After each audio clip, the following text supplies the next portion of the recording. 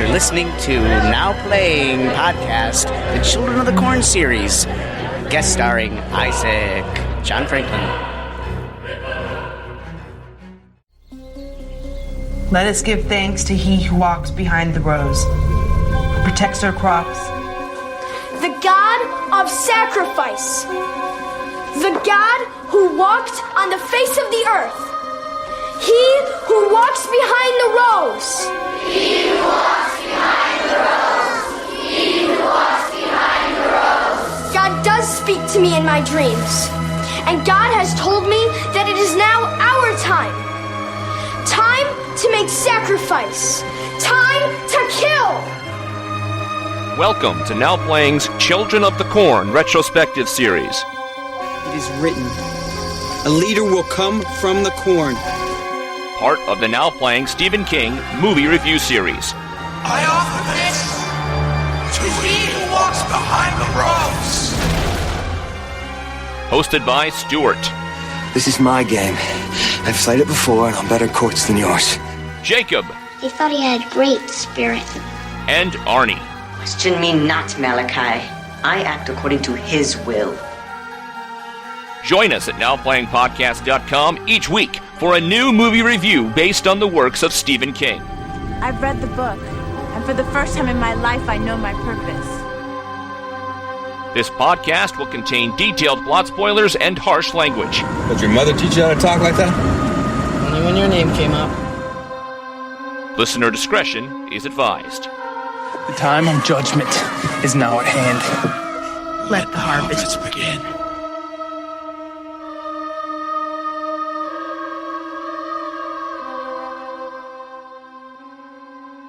Outlander! We have your podcast!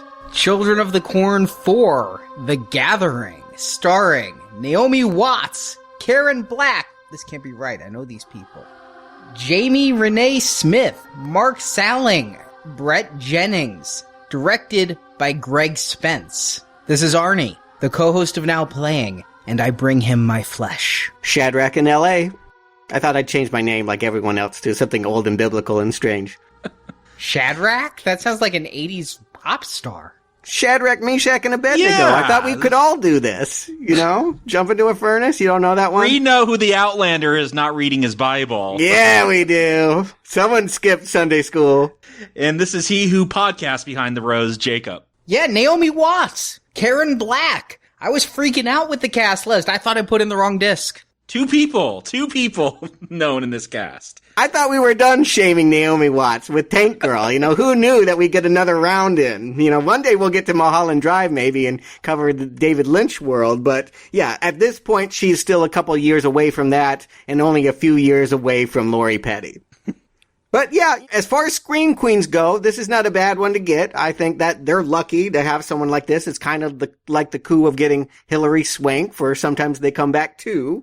I'm looking forward to seeing her doing something here. It's something to inspire when I can't say that I'm expecting much from this series. Also, Mark Salling, I don't know if you guys ever watched Glee, but he was the one with the mohawk that was kind of too cool for school, but then would join in to sing the Journey song every now and then. I was most excited in this cast for Karen Black. I mean, you talked about Scream Queens. Karen Black is one of the original Scream Queens, and we discussed her in House of a Thousand Corpses, but she has so many credits to her name. Very sad when she passed away last year, but I haven't seen this movie. I didn't know she was going to be in it when we started this, and I was interested in seeing what she can do. Turns out, I'll preview, she doesn't do much, but she's here. Yeah, she's being a weird shut-in, which is probably maybe close to real life at this point for Karen. She wasn't doing too much work. I forget about the Rob Zombie movies, but I guess it was that period that she made this movie. We're a few years away still. I mean, Naomi would go on to get Oscar nominations. Karen would get to work with Sherry Moon. Okay, they all have something to live for. This one never went to theaters, right? That was what we said. It stopped last week. It may have even stopped before then, but this is direct made for the home video market, VHS, 1996. Yes, this is the first one where they're realizing what they're doing, and you now have the company that is bringing us the Leprechaun sequels and such. taking care of our corn. Just pumping them out to video. I mean, 96, it's worth saying, that is the year, we talked about this last time, where Scream would revive horror, but nobody knew that when this movie was being made, so... Maybe the next one, but yeah, this one has no affiliation with any kind of renaissance in horror. This is just another drop in the blood bucket. So let's get into it. Let's get through the plot. Let's see what's here. June Rhodes, played by Karen Black, is agoraphobic. She refuses to take even a step past her sidewalk, but lately she's been having recurring nightmares of being killed by mute, wounded, feverish children. Things start to get so bad that June's daughter Grace, played by Naomi Watts, a medical student, comes home to Grand Island, Nebraska to take care of her mother. But soon all the children in town start to become ill with high fevers. More, they start to pull out any of their own teeth that have fillings and act strangely, answering to names that are not their own. Even Grace's sister Margaret begins to have the fever, as well as a strange rash. The children then become murderous and start to kill the adults around them. Grace tries to treat the children medically, but when that fails, she's taken to the home of old-timers Jane and Rosa Knock, who tell of a boy preacher named Josiah. Decades earlier, when Rosa was a young girl, she had a fling and bore a bastard son. She left the child, and traveling preachers took him in, and he became the most rapturous speaker in the group. But as years passed, the townsfolk realized the boy preacher never aged. The preachers tried to poison the boy with mercury to stunt his growth, and when nothing worked, the townspeople gathered and burned the boy alive and sealed his remains in a local well. A well that a drunk disturbed at the beginning of this film. Oh, these drunks, they're always ruining it, aren't they? This released the spirit of Josiah, and he found a match, an equally disavowed child who shall become his embodiment. That child is Margaret, who is, in fact, not Grace's sister, but her daughter. Grace heads to a gathering of the children where Margaret's body is to be taken by Josiah, and in the ceremony, Josiah takes corporeal form, but even shotgun shells laced with mercury don't stop the boy. But Grace also poured mercury into the sprinkler system, which covers the boy in toxic liquid, weakening him so Grace can cut him down with a scythe. Then Grace is able to perform CPR on her daughter, reviving her, seemingly healthy, and Grace tells her daughter the truth about her parentage as credits roll. You know, I started to have an impression here. Maybe all these Children of the Corns, it's like a game, like a party game. Like, you show up and they give you a list, and it says, Scythe, Children that Never Grows Old, Dream, and each person, they make their own script out of it. It becomes their own movie. Sometimes you end up with the movie last week, where it's a fish out of water urban comedy. This week, we get a Nightmare on Elm Street remake. This has got many of the same elements that we've seen in other Children of the Corn, yet it has nothing to do with the other Children of the Corn. There's not even a QB in this movie. You know what? I said last week, I have never seen a Nightmare on Elm Street movie. I did think of Nightmare on Elm Street. There's so many damn dreams in this film. Yes, Nightmare on Elm Street came to mind. A lot of dreams, and a lot more than that. I'm sure we're going to get into it, Arnie, when we get there. But the backstory of Josiah is sheer plagiarism. Well, I was thinking more about, again, the Silent Night, Deadly Night series. Because...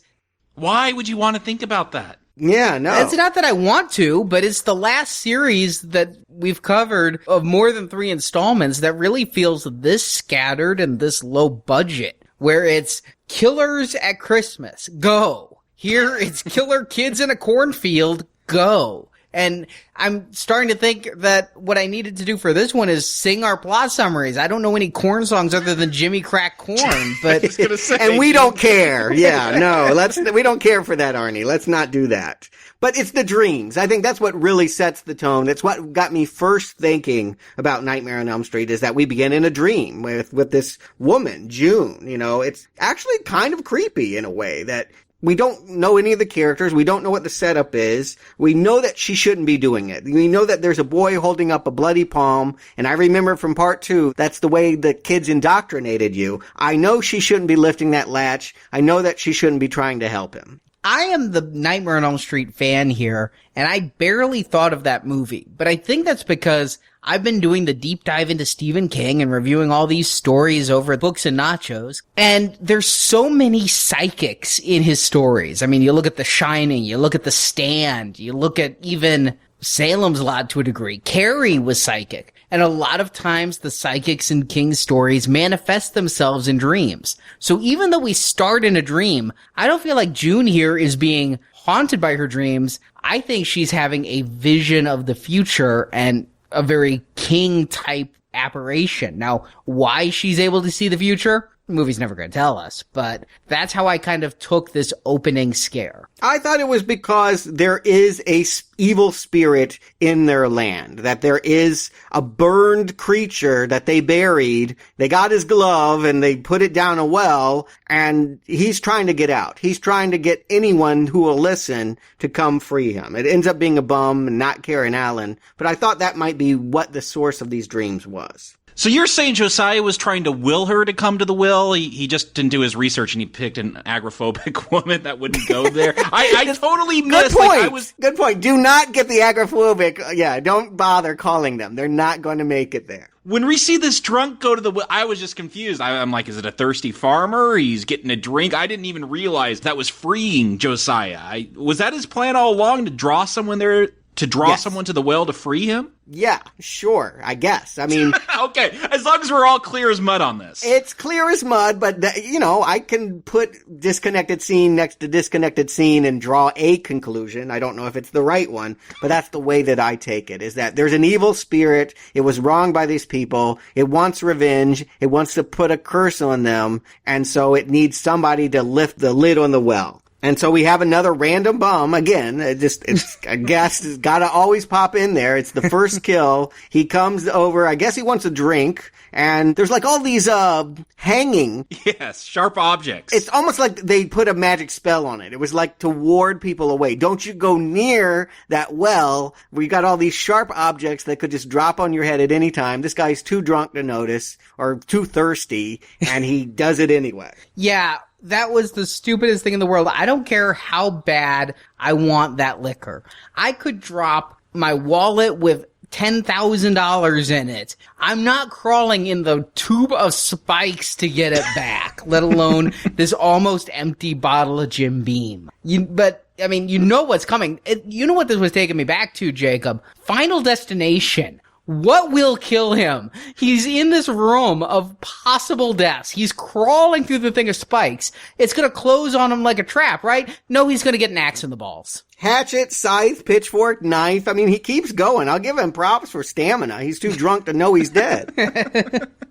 I did like that we got a crotch shot here. I was hoping for that fun from the last film. It's not here, but I did get, this body sticks around for a while in this bar, and Josiah is burning it? I did get the sense that it's these ashes, this smoke coming off this body, that's what's going to poison the kids. And that was kind of going on in that third movie. They kept that bum's head around and planted it, or it was a severed head just laying there biting people that came through the rows. I don't know, but I did get a sense that the bum's body did feed the fields. I think that's a similar thing here, that yes, Josiah is going to use this corpse not only to say, hey, I'm back and reanimate himself, but to use it as a force to poison all of the children. It's got a lot of anger. We're going to find out it has a history with this town, and it wants to punish everyone. Not going to use it to really grow evil corn, though. There is a cornfield in this film, but there is a distinct lack of corn, I feel, in this Children of the Corn 4. Yeah. There is also a lack of He Who Walks Behind the Rose, right? There is no He Who Walks Behind the Rose. Well, according to my research, there is a cut scene, and I kind of described in the plot summary the big dialogue scene where the old people describe the backstory of Josiah here. They cut a bit from that scene where the old people say that the preacher was called He Who Walks Behind the Rose. So Josiah is Hubie in the original manifestation. So whatever he was, the reason Gatlin was so demonic, the thing in the cornfield, was supposedly this boy under the ground. Now, never mind, this isn't even Gatlin. This is Grand Island. Yeah. I think that's why this can be different. That's why we don't need Hubie in this one, is that it is not connected to Gatlin. It's a real place. Grand Island, Nebraska is about 90 miles outside Lincoln, Nebraska. It really is the corn capital of Nebraska. So we're not connected to that fictional small town that the children had a coup and took over and killed everyone. That's not the history of this place. This is the history of a place that killed a small child because he wouldn't grow up and he was giving them scary sermons. Yeah, what I feel kind of muddles whatever's supposed to be going on in here, whether Josiah is Hubie, if it's this smoke that's poisoning the kids, whatever. I mean, there's this radio. There's always preachers on the radios in these films, and there's this whole dialogue about the age of Norman Rockwell is dead, the decline of rural America. I thought maybe they'd be getting into something like that. I felt like the original Korn was playing into that fear of rural neighborhoods, and thought maybe, now we're in the 90s. It's 96 now when this film's coming out. I thought maybe we get into the economy shifting to urban areas and these small towns going unnoticed. Nope. It's some nice, spooky, ominous words to play, but doesn't ever actually come into play into the film. It's the backstory between mother and daughter. It's the only thing that it really makes it relevant is that Grace has chosen to go away to college. Presumably it's medical school. Presumably she's never going to come back here again once she's done. But she's been forced to come back because her mom's having these crazy dreams and she can't be trusted to raise the two younger children, her siblings, Margaret and James. Now, in that, Margaret, I revealed in the plot summary, is actually Grace's daughter. James is not that much older than Margaret. Yeah, is he really June's son? The mom? Yeah, I don't know who the husband was, but all three are Karen Black's kids. Yes, this June woman keeps knocking out kids and then going crazy. And that's pretty impressive considering she's agoraphobic without an internet connection. I don't know how you do that. Craigslist. No, but how's she going online? And this is 96. Oh, that's true. There were those newspapers with the ads. Yeah, that's right. She does make it out to pick up the newspaper. She can go as far as the cobblestone. So, yeah, that's her connection to the world, the classifieds. But, all right, so James is Grace's brother, but Margaret is Grace's daughter. That was not clear because Margaret and... Wait, what? Grace's daughter? Yes.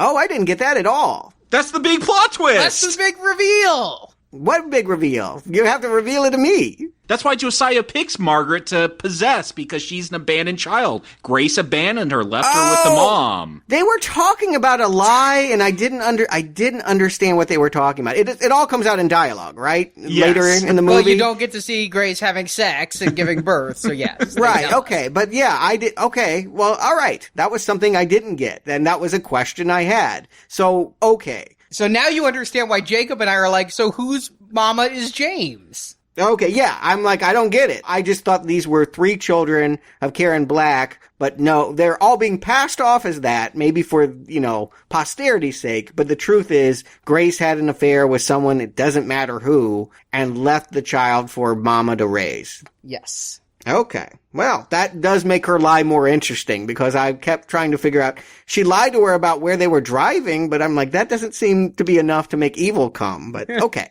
All right, that's acceptable. So, James gets kind of a short shrift in this movie. He starts off as the character who I found most interesting because he's collecting serial killer cards, which were a real thing. Yes. My wife collected them in the 90s. She had the Charles Manson card and all of those. Was that the rare one? Is that the one that you get the most for on eBay now? I don't know. It's not like Batman number 3 or whatever that was that only 7 copies exist of, but I was really thinking, if you're making a horror movie direct-to-video in 96, that's your audience, is a pubescent boy, so he should be more of the plot. He really disappears. This is a movie about Grace and Margaret, and James is just kind of gone. I think it was a mistake to even have a brother. Yeah, agreed. He's not one of the kids at the end, is he? Like, I was wondering, where is James? I guess he got on his dirt bike and rode off. He is at the very end of the movie. Yes, the very end. And he is responsible for killing Karen Black. But otherwise, no. I think that this series is plagued by too many boys with J names. I didn't need to learn who James was. I got really mad when I realized he wasn't the main evil kid. And there's just no need to pay attention to James. For God forbid, let's ignore a J kid for this movie and focus on the women. Because I think that's what really matters here. It's Crazy Mama June, her daughter Grace, and her daughter Margaret. Now, all the other children are going to be affected too, but these are the ones that matter to Josiah. Josiah is going to be reborn, or he's going to have a new influence and be a new preaching force. It's difficult to know what Josiah wants, but it's going to involve being in Margaret's body. She's going to call herself Ezekiel and confuse everyone. We don't know what's going on. I basically view Josiah as Freddy Krueger. You guys mentioned Nightmare on Elm Street. I didn't get it with the dreams, but let's look at this guy's story. He's a preacher who is weirding out the townspeople. Okay, he doesn't actually do anything bad, but he's weirding them out. But the entire town gets together to burn him alive, then hides the body, and that body comes back in spectral form for revenge. That's Freddy, right? Yeah, that's what I was saying. I mean, it's so obviously Freddy, they could sue and win. I mean, that really New Line could take this property right away from Dimension here because they have just plagiarized this just flagrantly. But I at least get that motivation. He was burned to death. He wants to kill everyone. It's not necessarily a pro-child thing so much as he was a child and so he's using children as his tool. I think it would have been a little bit better if they'd staged a period piece flashback preaching scene and we could have seen maybe he preached best to children or something like that. He really enraptured the minds of children, a child preacher for a child audience. We get none of that. Everything we're told about his backstory is just a talky scene that I had to play twice to write down all the details of, but it's Children of the Corn, so we just have to go with the kids are evil. I actually thought that his preaching did come on in the radio. That there is all of this dialogue. It's sometimes in June's dream, and then when her dream becomes reality, or when kids are watching the TV and hearing the messages about King Herod. I thought that was Josiah talking about King Herod. There's a whole King Herod kill the firstborn children, crickets, plague, kind of biblical imagery going on here. I thought that that was their way of telling us what Josiah was preaching back in the day. Yeah, I really feel like maybe this wasn't a Corn film, and they just decided to put that title. Maybe they thought, because 3 is the best one thus far, in my opinion, they're like, we'll go off the goodwill of that one and throw some crazy kids in this, and we could kind of make it a Corn film. You know, there's a history of taking those spec scripts and doing that. Nothing in the book I read or the wiki or IMDb states this was a spec script that was sitting around and adapted to include Corn, but I wouldn't put it past the last movie or this one, really. But what's interesting is that his revenge doesn't come as killing the children like King Herod. It is kind of Children of the Corn-like. He recruits them by getting them sick, and that they emerge from a fever with a new identity and missing teeth and a desire to kill their parents. Yeah, Arnie, you called out in the plot, it was just the teeth that had fillings in it. I missed that. I thought it was just creepy that their teeth were coming out. Oh, yeah. I have nightmares about that. You want to know about my dreams? Oh, everyone has nightmares about falling out teeth. That's a common dream, yes. Yeah, it's an awful one, too. Yes. And yeah, that's just throwing that detail. I don't know what it meant, but it was effective. Yeah, I thought it was just any teeth. There's the one scene where the nurse hands Naomi Watts a handful of teeth. Whole envelope of teeth. She's got a pocket full of teeth walking around. Yeah, she moonlights as the tooth fairy. You could make a killing in this town, let me tell you. But I thought it was just all teeth because, hey, it's creepy if you rip out your own teeth. But it's called out metal fillings have mercury. So they're pulling out the teeth with the mercury because this kid was poisoned with mercury in life. And so now he's allergic to it when he inhabits other bodies or something. I always thought mercury was super dangerous and, like, bad for you. Do fillings really have it? And, like, no. Can you pour liquid mercury all over yourself like Grace does at the end here?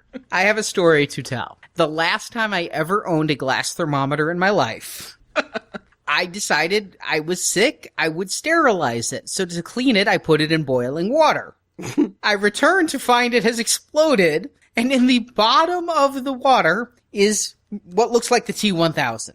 Yes. It's the mercury at the bottom. I realize mercury is very toxic, and I take it out, and I put it in the garbage. Probably not the wisest thing to do for the environment, but it's what I did. I was in college. I had the internet, though, unlike Karen Black. I looked this up. It turns out inhalation of mercury, or even getting a drop of it on your skin, can cause hair loss, schizophrenia, and madness, where you descend into insanity. A scientist who was testing the stuff got a single droplet on her skin, went insane, was put in an asylum, and died like 2 years later. I went through like 6 months of wondering if I had mercury poisoning. I couldn't believe that for 99 cents you can buy this toxic liquid and then put it in your mouth in a glass vial. I have been electric thermometer ever since. I'm happy to say I didn't get mercury poisoning, but I have feared mercury ever since that day, sir. I would not want it in a sprinkler system bathed over me and my daughter. Well, no wonder Margaret freaks out when a nurse, Grace, puts lotion on her with mercury. It's driving her crazy. It's not because she's possessed. It's because it's super dangerous. Yeah, I agree. It's not good. Although I do think there are ways of distilling it? Yeah, there's ways of tempering it where it's not so deadly. I mean, it isn't like instant death, Arnie. I think maybe in its most pure form it could be that, but I don't think that your thermometer would have killed you if you had touched that water. Let me just say, though, per the FDA, there has been cases of mercury poisoning linked to skin creams and other herbal beauty products that do contain mercury, and they're skin lighteners, anti-aging things, and they can cause madness and death. Okay. Wasn't that the Joker's plot in Tim Burton's Batman? I think so. And it is weird. I agree. The nurse is like, this should make you feel good. I'm like, I would not feel good about slathering mercury on my body, no matter how much you write the health label on the lid. I'm just, no, that doesn't. I'm turning 40 soon. You say that gets rid of wrinkles? Poor. I don't know about that. But yeah, what we establish here early in the first act of the movie is that the kids are getting sick, and yet they're rejecting taking their thermometers. They're losing their teeth. They are falling under the influence of Josiah. And we do have our first parental kill when we meet Marcus, a hemophiliac who is actually leaving town. The family's moving to Denver the next day, but he can't wait. He's got to let his friends in and chop up Sandra, his mom. The hemophiliac subplot, I don't think about hemophilia. Was it a subplot? I thought it was a mention and it never went anywhere. Well, it comes back at the end, and there I had the big, oh yeah, they dropped that he was a hemophiliac in the opening, because I thought it was very strange that they bring it up. I mean, I remember being a kid and hearing about hemophiliacs and finding it to be very scary, and you don't really come across it that much in everyday life. So when they brought it up, I thought it was an interesting thing. But yeah, they bring it up once. He's literally at a doctor's office for a hemophiliac checkup. No, you're doing well. Your father has the special medicine, but let's stop getting those cuts. I think that's good whether you're a hemophiliac or not. Good advice. Don't cut. But at the end, he passes out when no one else does, and I completely forgot that was because he was a hemophiliac. I just thought it was because he lost more blood. I don't think it's conveyed the right way. No, a lot of this isn't conveyed the right way in this. I don't even think it's necessary to understand. I mean, it's incidental. He acts weird not because he's a hemophiliac. He acts weird because, like every other kid, he's becoming a different person and plotting to kill his parents. Yeah, and these, you say, here's our first parental death. You know, at least that bum, it was somewhat creative. We saw him all dismembered and being burnt and got a crotch shot, an axe to the crotch. Here, it's just a scythe over and over chopping up this mom. And we're a half an hour into this 80-minute movie. I just want to point out, it may not seem like it's that long to wait for our second kill, but it feels really long as we're watching all of these scenes of Grace integrating in society and getting her old job back and taking care of her father. And dream sequences. Lots of visions of melting faces and things coming at her and waking up and thinking she's home and then waking up and not being home. And that never ends. There's a dream within a dream with Grace. Yeah, I got more and more pissed off because nothing's happening in the real world, and we just keep these fooled you dream sequences. I love the Nightmare on Elm Street movies, but this movie has made me as sensitive to dream sequences after watching this movie as these kids are to Mercury. I don't like these early dream sequences either. They really piss me off, but I do think there's a payoff for June. You know, we start with her dream and it has this very methodical walking to the medicine cabinet, breaking the glass, hearing the radio come on, coming down the stairs, finding it's the boy. I think that one is actually effective. I think that is creepy, but a lot of this is wasting time. This movie could easily be 1 hour long, but they have to stretch it to 80 minutes. What pissed me off about that when June's dream comes true is I'm sitting there and I put in my notes, fuck, another dream sequence. It's not a dream! It really happens! I'm like, wait, there's a rule of 3. She dreams it once and it happens once. No, you're supposed to dream it twice and then the third time it fools me. Yeah, no, I thought it was real when it was really happening. That's what makes it kind of creepy, is that she knows she's been here before, but it's only been in her dream. She started to take pills, so maybe she's not freaking out, but in her mind, she's like, do I believe that dream was real, and should I be scared of this child that's now in my room, or should I don't know, I like this scene. I thought that was the one dream sequence that actually had payoff, and it got her out of the house. It fixed her agoraphobia. The pills weren't working, but having a child with a scythe come at you, then that works. She jumps in the car. She's gone. And I'll agree with you. That's the one dream sequence that does work, and it's because I took her as a psychic, a crazy psychic lady. We get those in King Fiction. I don't understand why everybody's a psychic that has dreams, but I liked it if it was only June. If they'd done it just that once, I'd have considered it artfulness. But, I mean, even the people who make Nightmare on Elm Street dreams are going, fuck, that's a lot of dream sequences.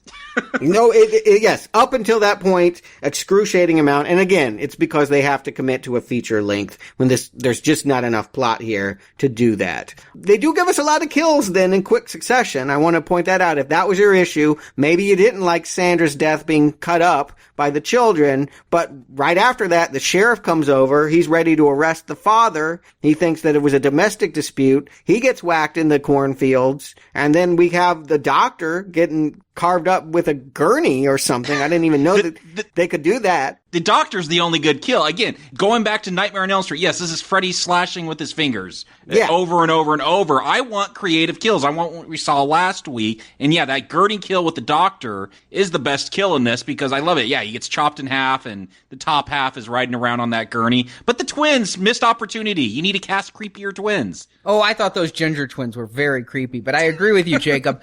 I think what they tried to do here is Michael Myers has his knife, Jason has his machete, and the children of the corn have their scythe. But even though Jason has his machete, he crushes faces, breaks necks, beats people to pulps against trees. Here, I agree. I'm bored with stabbing deaths. The doctor death is a lot of fun in a Freddy's Nightmares TV series kind of way. But, I mean, even when June dies, we don't even see a body. We just see her dragged towards a pitchfork.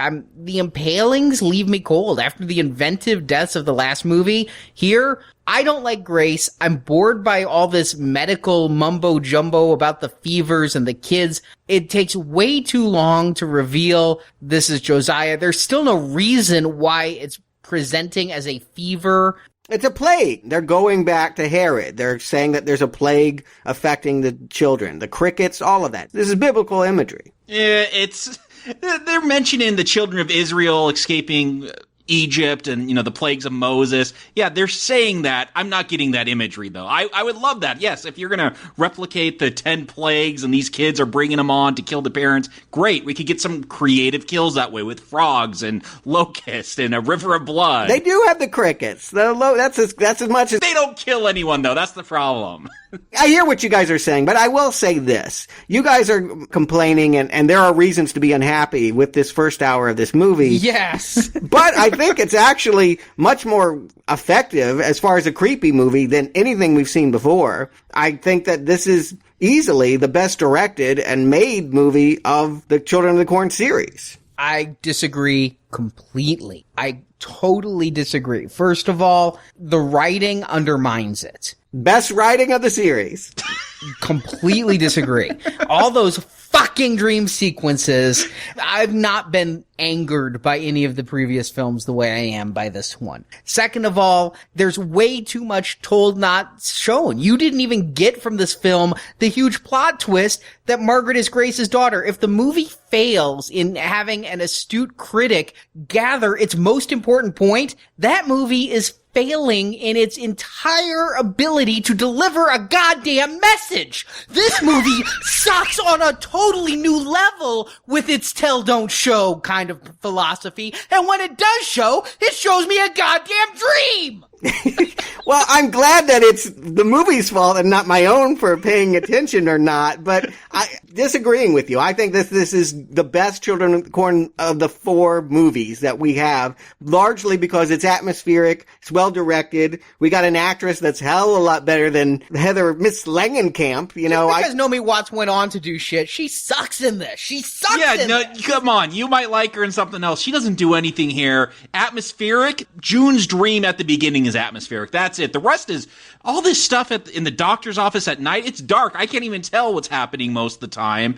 This is the worst of the Corn films thus far. No, my favorite kill, the best one is the blood, the pool of blood and the scythe coming out and it gets the friend. Come on, that's good. If there was some lighting going on, maybe I could have seen it better. It's too dark for me. No, that's a good kill. That is pure good Freddy. You know what it is that they're remaking the original Nightmare on Elm Street. They're not doing Freddy 3 where he had all the inventive dream kills. They picked their weapon. It is going to be cutlery. It's usually the scythe. And they're sticking with that, and you guys are bored with it. But well, no, look, I'm good with if you want to just use one weapon to kill everyone, make it gory. I don't feel this is gory. I don't feel it's unsettling. It's just the same knife over and over, slashing someone in an uncreative way. And the worst part of this movie is Naomi Watts. She is fucking terrible in this. She just cannot present any emotion. This is early in her career. Maybe she took a fucking class. But after Tank Girl and this, she is so horrible. I don't care about her concern about these children. Every time she's on the screen, I'm looking at my watch. She is completely leaving me cold in this movie, and all of this stuff about the children have a fever. Put the children in the bath. Oh, where's the doctor? I don't know, but my kid has a fever. Oh my fucking God. I'm wondering if there's a problem here. Something that I noticed that maybe part of your disinterest in this is the fact that they don't have sex in this movie. This is the first Children of the Corn movie in which nobody has a girlfriend or a boyfriend, or that doesn't really seem to play in to anything. And come on, a low-budget slasher that doesn't have a titty shot, that doesn't have a little sexual chemistry with other people. The fact that it is about a girl coming back home and dealing with her mom and children, and that they don't present anything else, I think it makes this feel unique and dangerous for not being formula. If they want to go with the drama, fine, but there's no dramatic tension here. I don't care about any of these characters. So yeah, I would prefer more of the camp, more of the humor that we've seen in some of the other Corn films. This isn't working as a drama slasher for me at all. I don't care about the story. I don't get that there's some big misconnection between Grace and her mother that's supposed to be going on, that there's some reconciliation going on here. I don't feel that there's any of those character moments if you're going for a more serious take. And this movie is all about sex, because the whole point is sex out of wedlock creates bad children. The problem is it's all tell, don't show, because we never find out who any of the men are in these relationships. These women are having mysterious sex and spontaneously asexually birthing children. Yes. But there's no fathers in this movie. It's not that there's not a love interest that's bothering me. I didn't even notice it until you said it. And none of the Corn films thus far have had titty shots. But what is bothering me is that we're getting poor relationships. I don't care who the relationships are. I'm not getting them at all. Yeah, and I think the fix is, like you said, they only tell us in dialogue that I didn't hear that she had this sex out of wedlock. Let's bring that character in. Let's make him a dangerous sexual threat. Maybe it's Josiah. Maybe there's something they could work in here. But yes, this is a small town filled with women that had children out of wedlock, but there's no sex. There is no sex in this movie, and there's no sexual tension, which makes it feel very, very weird as a slasher film. I can't recall really any other one that spent so much time on maternity without, fear of men. But there is fear of men. I mean, it's all about the fear of men and the fact that it's a boy, though, but Josiah is not a man. It's a little child. But the reason that they gave up the boy to begin with was fear of men. Yeah, that's really not the fear of this movie, though. The fear is of a small child that climbs out of a well and poisons other children, and a curse that makes every parent look at their child sideways because they might come at them. There's really not that many parent deaths. I thought we might be building to a really bloody climax like we got at the beginning of the first movie, but really the climax is pretty much between Grace and Donald, the wronged husband of Marcus. They're them teaming up to get some mercury to basically go get the kids in a barn.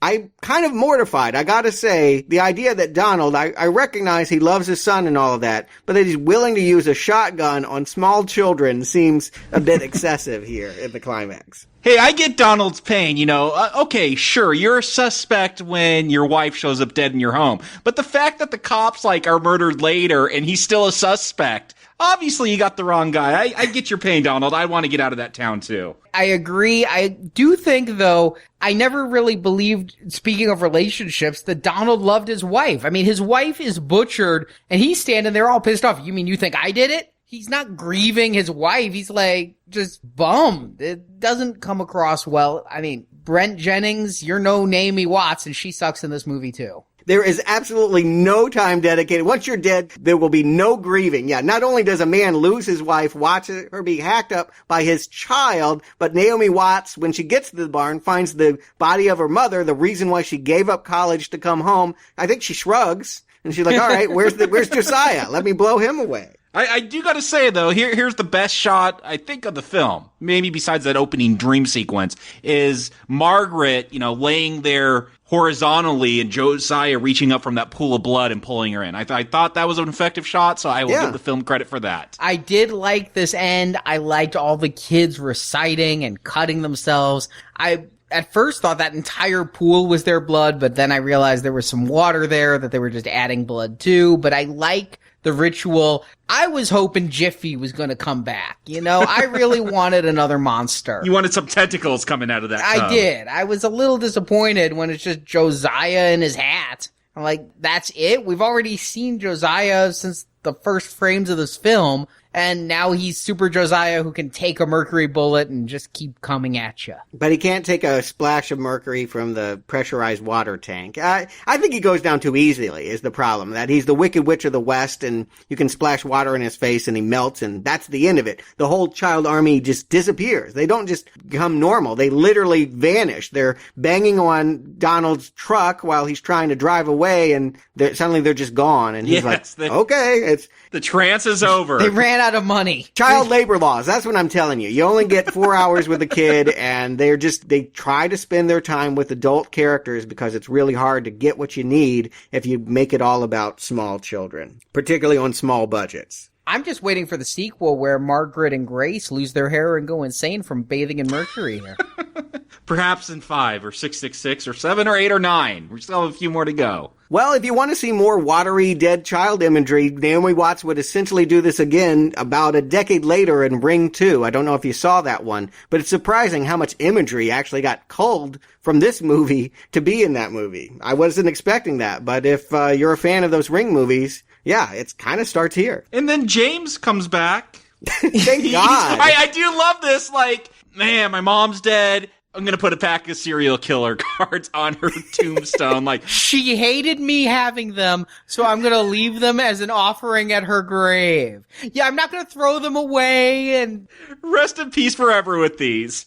You're manipulating this to make it look the worst. It looks the worst. I don't have to manipulate this. It looks pretty bad. No, he's giving up something she didn't like. He's breaking a bad habit. He's maturing. You would think it'd show him burning them or something, not setting it on her grave. You do that. You put flowers on a tombstone. Yes, yes. It is all wrong. Yeah, he probably shouldn't put him there, but I don't know that it's the cardinal sin you guys are making it. You take serial killer cards and put it on the grave of your murdered mother. That's bad taste. I do like that they kill any idea of the teaser here. Last week we saw the Germans, they got the corn. Is Hubie gonna live on in Das Maze? But here, the Locust shows up, and James, because he's had no character arc, I don't even know where he's been the whole film, it totally makes sense that he would just smash it. What the fuck is with that? Where, it's supposed to be all tension that this Locust is on the car. It's broad daylight. I know credits are about to roll. I don't think James is about to turn into Josiah. I don't know what they're trying to tell me with this scene. And then he smacks the bug. I, again, rewound it. Did I miss something scary? No, it's a bug. There was no bugs ever killing people in this film. No, it was kids with scythes. No, it was a sound effect. There was a lot of cricket chirping. It was usually at dramatic moments. They couldn't afford them, guys. You have to pay money for animal wranglers, and they could only do it a couple times here. They come out of the well with the bum, and they're here on the car at the end. And yeah, this is a punchline to let you know we're not going to do the traditional jump out and scare you ending. Josiah, I don't think is ever coming back. Sure as fuck hope not. Jacob, Stuart, do you recommend Children of the Corn 4 The Gathering? Jacob? Low point in the retrospective so far, low point in the franchise, which is saying a lot. None of these have got recommends, don't expect them to, but this one is just really a chore to get through. And again, I don't know if it breaks the 90-minute mark. If it does, it just barely creeps up on it. No, very long credits. It's barely over 80 minutes. And here's the thing. I don't think any of these films have warranted the almost 90 minutes they've reached in any of them. This is a short story. It is shown. They're all thin. This is the thinnest to me, though. This is the one where they really, well, that first one had a boring middle, but this one here, it just seemed to struggle. These are short stories, and they have not yet figured out how to tell this in long form, in a featured length, to be 100% entertaining. They've come close when they've gone with camp for me, but here they take a turn for the serious, they drop Hubie, and it doesn't work. The low point for the franchise, strong not recommend. Stuart. A kernel. I think you guys are being entirely too hard on this. Entirely too hard. A kernel of awfulness. Everything is red. This is a bad series. There is not a good movie in the bunch here. I'm trying to find variance. You guys want to castigate this for being boring, and it is, and elongated with unnecessary dream sequences, which it is, and Josiah may not do anything for you on a Freddy Krueger level, but I'm going to say this is about as good as Nightmare on Elm Street 5, The Dream Child. It's got... Which sucked. It did suck, but that's a success for this series. That's a kernel. That has a couple creepy imagery. It has better than average acting, and it has a moment or two that I thought kind of worked, just like the first one. So that's why it's not a pat of butter. You're not going to laugh. It's actually a lot more serious in tone than the last movie. But, I mean, if you're starving for this kind of Freddy entertainment, keep in mind in 96... this was what was available. I'd say you're a lot better off eating this than, Sometimes They Come Back 2 or some of these other silly slasher movies of the era. I mean, I'd rather watch this than a Leprechaun, I think. We'll know for sure in a couple weeks, but I'd say that if you just had to get your jollies in a slasher movie, there's enough here that will remind you of the original Nightmare on Elm Street, although it comes closer ultimately to Nightmare 5. In 1996... we got The Frighteners, Hellraiser Bloodline, From Dusk Till Dawn, Scream, Thinner, Bordello of Blood. Hell, I'll even take Job's War, Lawnmower Man 2. Oh, all please. As movies I would rather watch Easily. than this. You've discredited yourself with Job's War. That if that is better than this movie, you're the one that looks foolish. No way. No way. Jacob? I agree. Thank you, sir. This movie is the low point of the series. It is truthfully irredeemable. It is only 80 minutes, but 40 minutes in, I felt like I watched Gandhi. The way time elongates in this nothing happening film is just astounding. And Stuart, all you're doing is showing how much you don't like Wes Craven when you equate this quote-unquote favorably with Nightmare on Elm Street 1. Go back and listen to that review, listeners. He's not really all that fond of that movie either. I will say, I know a Nightmare on Elm Street 1. You, sir, are no Nightmare on Elm Street 1. But it is Nightmare on Elm Street 5. You gotta admit that. A lot of dead babies and trippy dream imagery. It's about as good as that one. Oh no, because Nightmare on Elm Street 5 at least has better trippy dream imagery. There's creativity in Super Freddy that's not found in this movie. There's budget found in Super Freddy that's not found in this movie. Super Freddy? There's nothing as bad as Super Freddy in this movie. Nothing. I completely disagree. There's nothing as good as Super Freddy in this movie. Nothing. Okay. Nothing at all. I don't know if just because, again, you like Naomi Watts and other stuff, you're trying to find nice things to say about this movie, but it's not here. Her performance is not here. I like her in other stuff. I really do. It's not Naomi Watts. This is not based I actually think it's Greg Spence. Greg Spence would go on to produce Game of Thrones. He's worked in Hollywood a lot. I think he's got some talent. I think they came up with a B movie that's kind of fun to watch in parts. That's it. That's all I'm saying. I'm not a Naomi Watts lover by any means. But she's done worse. Let me put it this way. Yeah, Tank Girl. But there's nothing in here that's fun to watch. There is nothing in here. There's not a kernel of goodness in this movie. Truthfully, stay the fuck away from this one. Not recommend. The strongest of not recommends. And a contender for worst King film ever. Oh, you have really over-dramatized this. I get that you were bored. I think that there's nothing worse somebody could do to you than bore you. You can accept a lot of worse elements, but if they bore you, it's unforgivable. This one's boring. That's its worst sin here. But there's no way this compares to Lawnmower Man 2. There's no way this compares to Trucks, Graveyard Shift. Lawnmower Man 2 is almost a brown arrow. Yeah, and it was for me.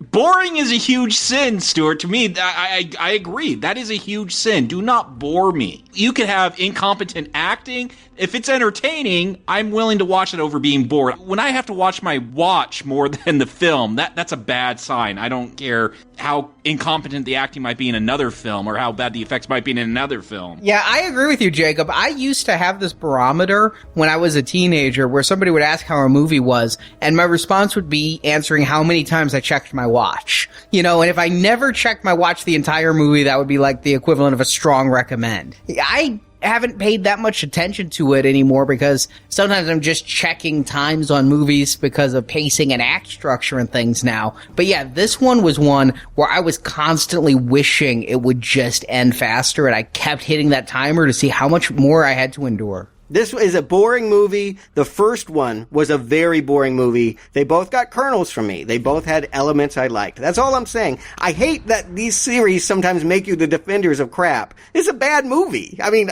we're all in agreement, but the level by which you're throwing hate at this, I just can't abide. Is deserved. No, it's not nearly as bad as these guys are making it. It really is. It truthfully is. However, I'm happy to say I'm not bored by 4 hours of The Two Towers. We are reviewing that this Friday, and far, far more entertaining in 4-hour length than this 80 minutes. Is that an endorsement? Better than Corn 4? Really?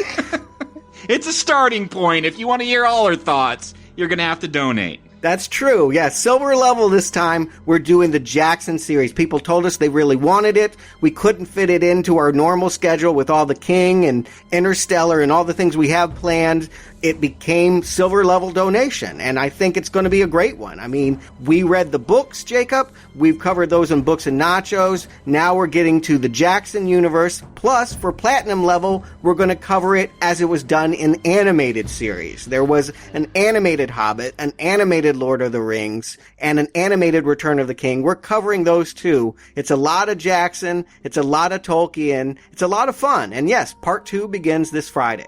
And in between silver and platinum is me gold. And with Warwick Davis, I am going to go out on a limb and say there will be no Leprechaun movie as boring as this. No matter what, we will have Warwick Davis mugging in makeup for a camera and giving bad puns that will be more enjoyable than Naomi Watts mourning the daughter she disavowed. So, no question there. I'm going to put that out there. That's my prediction. Much better film. Only available through December 31st, 2014. All the details can be found by clicking the banner at the top of nowplayingpodcast.com. Well, Jacob Stewart, all I can say is we've been talking about the other Night Shift movies and comparing this to it. I don't know anything about next week's Children of the Corn, but looking at Wiki, I see Alexis Arquette is in it. And after sometimes they come back for more, I'm really, really hopeful that Alexis Arquette can do better than Naomi Watts and make this series come back.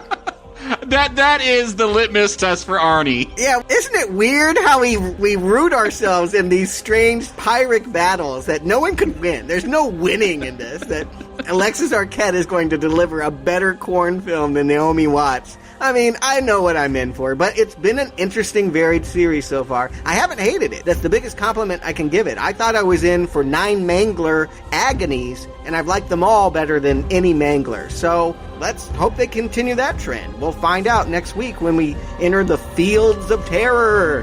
I'm shaking already. So we'll be back next week, Malachi. We'll be back next week.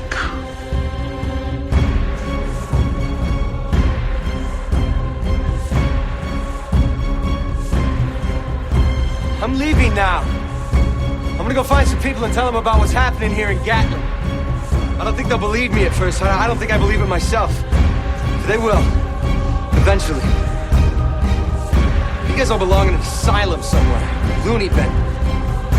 Thank you for listening to this episode of Now Playing. Congratulations, Tiger. We hope you've enjoyed the show. Pretty much all you need now that The Sopranos is dead and buried. Come back to NowPlayingPodcast.com each week as we review another film based on Stephen King's books and short stories. This is the word of he who walks behind the rose. We do his word from shine shadow.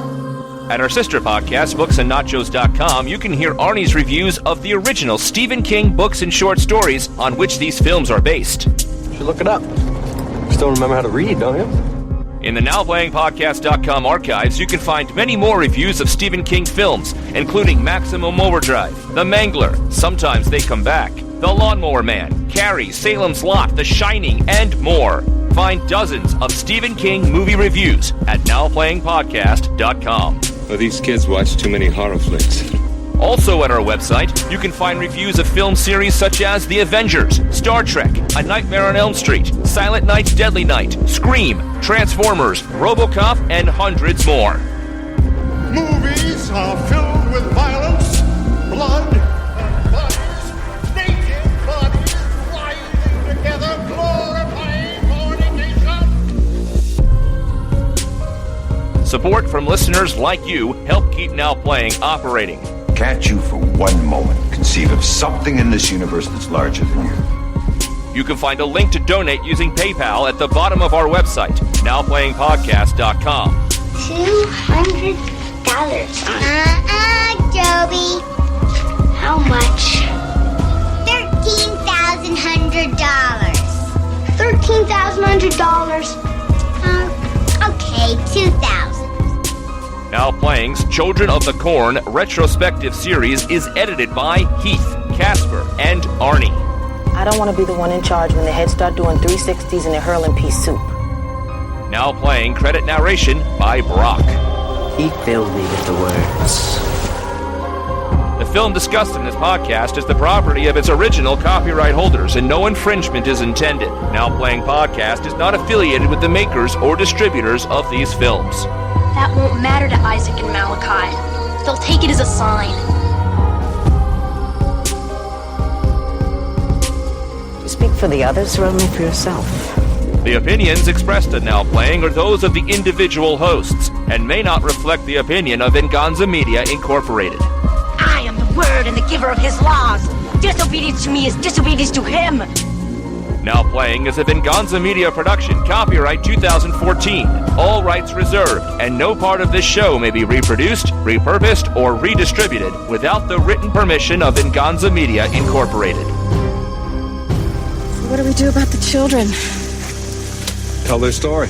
Let the healing begin. It's not too late for that, is it? No.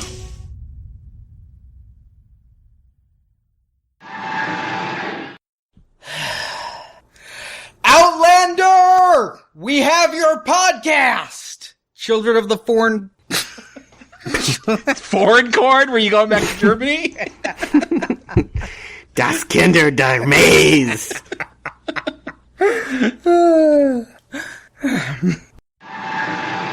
Also, Mark Salling, I don't know if you guys ever watched Glee, but he was the one with the mohawk that was kind of too cool for school, but then would join in to sing the Journey song every now and then. Is it wrong to be proud to say I've never seen that show? I've seen a couple episodes. I think it's one of those things where if you caught the early ones, people will tell you it's a guilty pleasure. The show is nearly unwatchable now.